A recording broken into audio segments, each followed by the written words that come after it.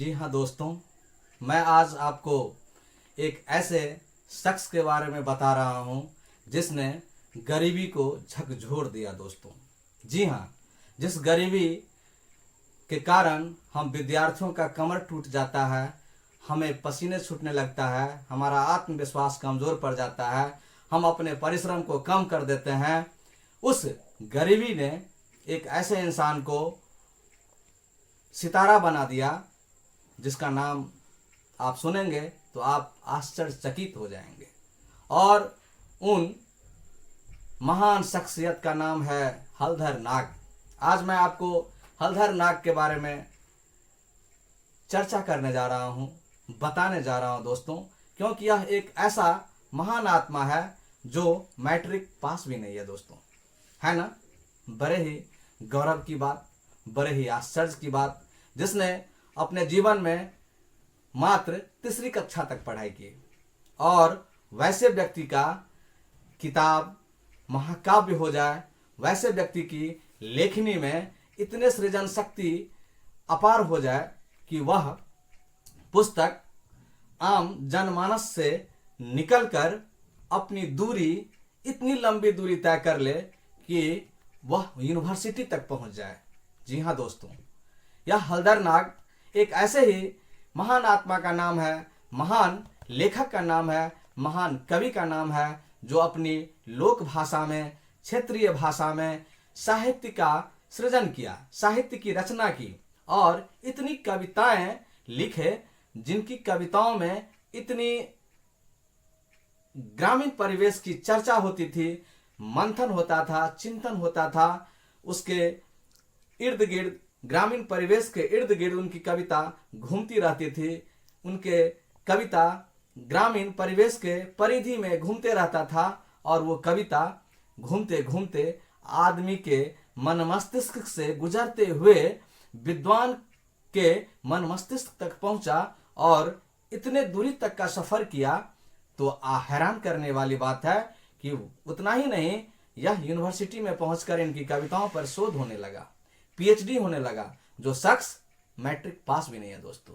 जी हाँ दोस्तों, मैं हलधर नाग की बात कर रहा हूं, वही हलधर नाग जिसने यह साबित कर दिया कि गरीबी मनुष्य को बुद्धिमान बनाती है। जी हाँ दोस्तों, विलियम शेक्सपियर ने यह कथन अपने जमाने में कहकर इस दुनिया से गुजर गए, लेकिन आज उनकी बात, उनका थॉट, उनका विचार हमारे जेहन में, आप सबों के जेहन में, रग रग में बहता होगा, लहू के साथ, आपके धड़कन के साथ, क्योंकि गरीबी मनुष्य को बुद्धिमान बनाती है। और हमारे भारतीय संस्कृति का दर्शन भी कहता है कि कीचड़ में कमल खिलता है। जी हाँ दोस्तों, किसी चिकनी मिट्टी में कमल नहीं खिलता, कोई राजमहल में कमल नहीं खिलता, वो कमल जब भी खिलता है तो कीचड़ में खिलता है। कहने का अभिप्राय मेरा है कि गरीबी में ही इंसान निखर जाता है। यह बात मैं आगे और कहूंगा। अभी चलते हैं, थोड़ा सा आप हलधर नाग की ओर चलते हैं, अपनी झुकाव लेते हैं ब्रेन का, मस्तिष्क का, कि इनका जन्म उड़ीसा में हुआ दोस्तों, जो आज उड़ीसा कहलाता है। और उड़ीसा के संबलपुर जगह पर हुआ, जहां का नाम बरगढ़ था। ये कौशली भाषा के जाने माने कवि कहलाते हैं, साहित्यकार कहलाते हैं। अब वहां की भाषा कौशली भाषा थी और कौशली भाषा के लेखक भी हैं और कवि भी हैं। जी हाँ दोस्तों, इन्हें लोक कवि रत्न के नाम से भी प्रसिद्धि मिली, क्योंकि इनकी कविताओं में इतना जिंदा दिली है, संजीदगी है, सजीवता है, ग्रामीण परिवेश, आंचलिक परिवेश का मेल है, समावेश है, कि जन जन की ये कविता बन गए, वहां के लोगों का, जिस क्षेत्र के लिए लिखा गया था।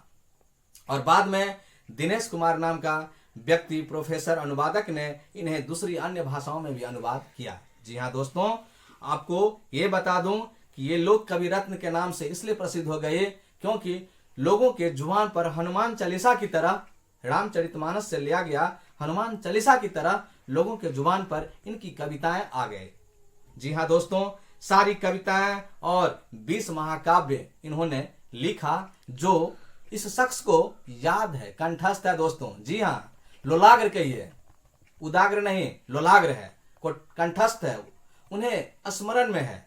वह अपनी सारी कविताओं का पाठ, महाकाव्य की रचना इन्होंने जो किया वो 20 महाकाव्य, 1-2 महाकाव्य नहीं दोस्तों। महाकाव्य महाभारत जैसी पुस्तक होती है, रामचरितमानस जैसी पुस्तक होती है, रामायण जैसी पुस्तक होती है, अलिफ लैला जैसी पुस्तक होती है, वो सब महाकाव्य होता है दोस्तों। और चंद्रकांता जैसा सीरियल को किताबों के रूप में अगर लिखा गया है तो वह महाकाव्य है। इस तरह की किताब, इस तरह के ग्रंथ जिसमें बहुत सारी कविताएं का संग्रह होता है, उनको महाकाव्य कहा जाता है। कविताओं का भी संग्रह, कविताओं का, बहुत सारे कविताओं का संग्रह, और खास करके एक कवि का, तो उसको महाकाव्य कहते हैं। तुलसीदास जी का महाकाव्य, वाल्मीकि जी का महाकाव्य, इस तरह से आपका ये हलधर नाग का काव्य। जी हाँ दोस्तों, भारत सरकार ने इनकी साहित्य में इस तरह के उम्दा सृजन के लिए इन्हें 2016 का पद्मश्री पुरस्कार से सम्मानित किया। और खास बात एक और बता दूं आपको मित्रों कि यह गरीब तो थे ही, यह गरीब परिभाषित करने के लिए नहीं थे, किसी परिभाषा के दायरे में बंद होने के लिए नहीं थे, क्योंकि यह गरीब ऐसा गरीब था जिन्हें चप्पल भी नसीब नहीं हुआ था पहनने के लिए। जी हाँ दोस्तों, जूते की बात आप छोड़ दीजिए, जो व्यक्ति चप्पल भी नसीब नहीं हो जिसको, वह कितना गरीब होगा आखिर आप कल्पना कर सकते हैं, जो अकल्पनीय है। आप यह जान लें कि इनका जन्म 31 मार्च सन 1950 ईस्वी को संबलपुर के बरगढ़ में एक गरीब परिवार में हुआ था। गरीब परिवार, वास्तविक में गरीब परिवार था। इनके जन्म के 10 वर्ष के बाद, यानी कि जब इनकी 10 वर्ष की अवस्था थी तो इनके पिताजी का देहांत हो गया, वो दुनिया छोड़ चुके।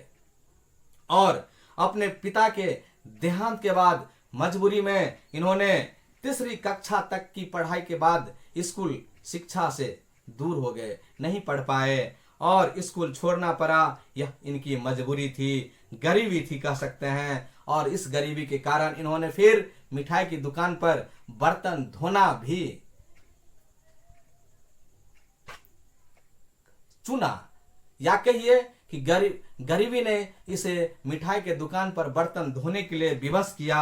गांव के सरपंच को इन पर दया आई, या जो कहिए दया आने के बाद इनको स्कूल, सरकारी स्कूल के रसोइया के रूप में इन्हें नौकरी दिला दिया और 16 वर्षों तक यह नौकरी रसोइया के रूप में किया। जी हाँ दोस्तों, यही रसोइया एक दिन ऐसे किताब की रचना करते हैं, ऐसी कविता लिखते हैं, ऐसे इनके लेखनी से सृजन होता है जो व्यक्ति की कविता, महाकाव्य यूनिवर्सिटी तक पहुंच जाती है। जी हाँ दोस्तों, ये हैरान करने वाले तथ्य हैं। इन तथ्यों को आप जरूर सुनिए, पूरा वीडियो सुनिए। इन्होंने जब 16 वर्ष तक नौकरी की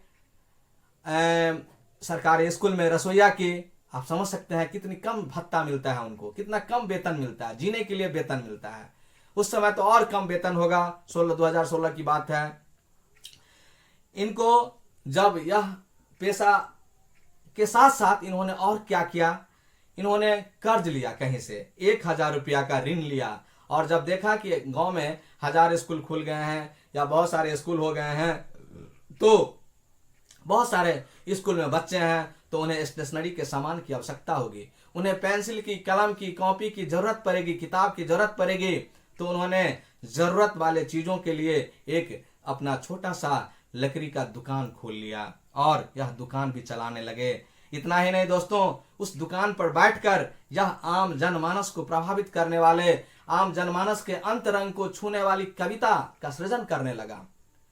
हम यह कहते हैं कि परमात्मा ने उसे चुना था, हलधर नाग को परमात्मा ने चुना था। उस विराट परमात्मा को मैं धन्यवाद करता हूं कि उस गरीबी के मसीहा के घर में, उसके मस्तिष्क में, उसके हाथों से इतना बड़ा सृजन होना था। और यह हलधर नाग जी ने सृजन किया। 1990 ईस्वी में हलधर नाग ने अपनी पहली कविता धो धो बाड़ा गाजी, जी हाँ दोस्तों, धो धो बाड़ा गाजी कौशली भाषा में लिखी गई, संबल भाषा में लिखी गई है, जिसका अर्थ होता है पुराना बरगद।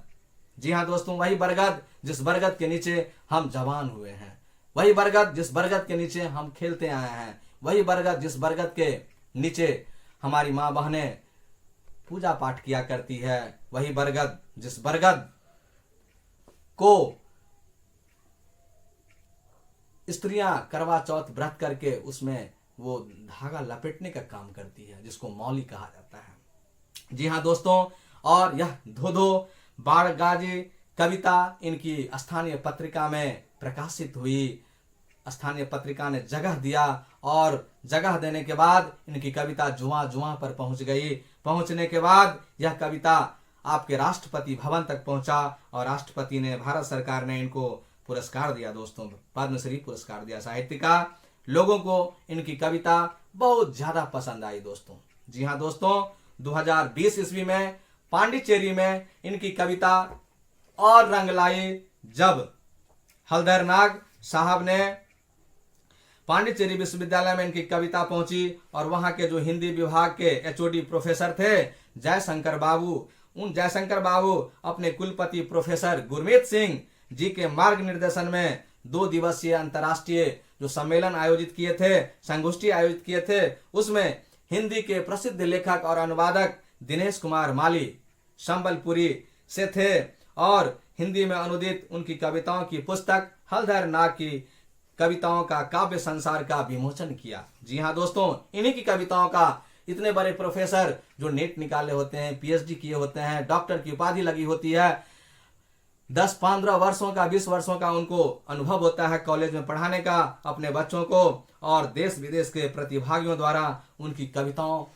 का आनंद लिया गया, उनकी कविताओं पर गहन विचार विमर्श किया गया, मंथन किया, और फिर प्रोफेसर जयशंकर बाबू तथा अनुवादक दिनेश कुमार माली ने संयुक्त संपादन में सन 2021 में इस विमर्श के उपरांत, विमर्श के बाद मंथन किए और इस पर आधारित हलधर नाग के लोक साहित्य पर विमर्श नाम की एक कविता लिखी। दिनेश कुमार माली जी द्वारा अनुदित पुस्तक रामायण प्रसंगों पर आधारित हलधर नाग की काव्य संग्रह है दोस्तों, और उस समय के पांडुलिपि में युगिन विमर्श पांडुलिपि प्रकाशन नई दिल्ली से प्रकाशित हुई। जी हाँ दोस्तों, इन पुस्तकों की लोकप्रियता को देखकर हिंदी के गढ़ उत्तर प्रदेश के रायबरेली के फिरोज गांधी महाविद्यालय के प्रेक्षागृह में 12 नवंबर 2022 को गौरव अवस्थी के नेतृत्व में आचार्य महावीर प्रसाद द्विवेदी स्मृति संरक्षण अभियान की रजत जयंती पर हलधर नाग को डॉक्टर राम मनोहर त्रिपाठी लोक सेवा सम्मान से सम्मानित किया गया। जी हाँ दोस्तों, इतना ही नहीं, आपके इग्नू इंदिरा गांधी राष्ट्रीय मुक्त संस्थान जो आपका है, इन्होंने भी पद्मश्री पुरस्कार से सम्मानित आपके प्रसिद्ध संबलपुरी कवि हलधर नाग की साहित्यिक कृतियों की समीक्षा किया और समीक्षोपरांत इनकी काव्य संग्रह को, समीक्षा को आपके इग्नू में सिलेबस में, पाठ्यक्रम में शामिल किया। जी हाँ दोस्तों, इतना नहीं, आपको ये हलधर नाग यहां बता दें कि मैट्रिक पास भी नहीं थे, मात्र 3रा क्लास तक पढ़े लिखे थे, और इनकी कविताओं का, साहित्य का इतना बड़ा प्रभाव था कि इग्नू की अंग्रेजी की प्रोफेसर नंदिनी साहू ने इग्नू के एमए लोकगीत और संस्कृति अध्ययन पाठ्यक्रम को तैयार किया है। जी हाँ दोस्तों, प्रसिद्ध लेखक दिनेश कुमार माली ने हलधर नाग की कविता पर एमए कार्यक्रम के लिए एक अध्याय orality case study from north, south, west and east लिखा है। जी हाँ दोस्तों, इस तरह के दावे के साथ मैं आपको कह सकता हूं कि प्रतिभा स्वयं में सृजन होने का प्रतिफल है। आप परिश्रम करते हैं तो आप निश्चित तौर पर कमल के फूल से भी ज्यादा सुगंधित हो सकते हैं, गुलाब के पंखुड़ियों से भी ज्यादा कोमल हो सकते हैं। निश्चित तौर पर आप यह जान लें कि हलधर नाग किसी प्राइवेट कॉलेज में नहीं पढ़ा, प्राइवेट स्कूल में नहीं पढ़ा, सरकारी स्कूल में नहीं पढ़ा, कितनी गरीबी थी, परंतु इनके मस्तिष्क के भीतर कोई गरीबी का प्रभाव नहीं पड़ता तो वो सृजन नहीं कर पाते। जी हाँ दोस्तों, वह बुद्ध की तरह रईस राजघराना में जन्म नहीं लिया था, महावीर की तरह तपस्या नहीं किए, लेकिन उनकी तपस्या साहित्य के प्रति थी, जो यह साबित करती है कि गरीबी में भी पुष्प कमल खिल सकता है। यानी कि आपके अभावों में भी आपकी विद्वता, आपकी प्रतिभा जन्म ले सकती है। आप में प्रतिभा के नए नए सृजन, नए नए आयाम स्थापित हो सकते हैं। जी हाँ दोस्तों, इसी के साथ मैं आपको और बता दूं कि हलधर समाज, धर्म और मान्यताओं और परिवर्तन जैसे विषयों पर लिखते हैं। उनका कहना है कि कविता समाज के लोगों तक संदेश पहुंचाने का एक सशक्त माध्यम है, एक आसान माध्यम है, सरल माध्यम है। संबलपुर विश्वविद्यालय ने सम्मान में इनकी रचनाओं के संग्रह हलधर ग्रंथावली 2 को पाठ्यक्रम में शामिल कर लिया। दोस्तों, अब आप सोच सकते हैं कि इनके भीतर कितनी प्रतिभा छुपी हुई है। ऐसे ही जीवन का समुचित दूसरे लोगों के विचार को समझने के लिए, दूसरे लोगों की प्रतिभा को जानने के लिए आप मेरे वीडियो को सब्सक्राइब कर सकते हैं, लाइक कर सकते हैं और शेयर कर सकते हैं। इन्हीं तमाम बातों से आप सभी दोस्तों से विदा लेते हैं। जय हिंद, जय भारत।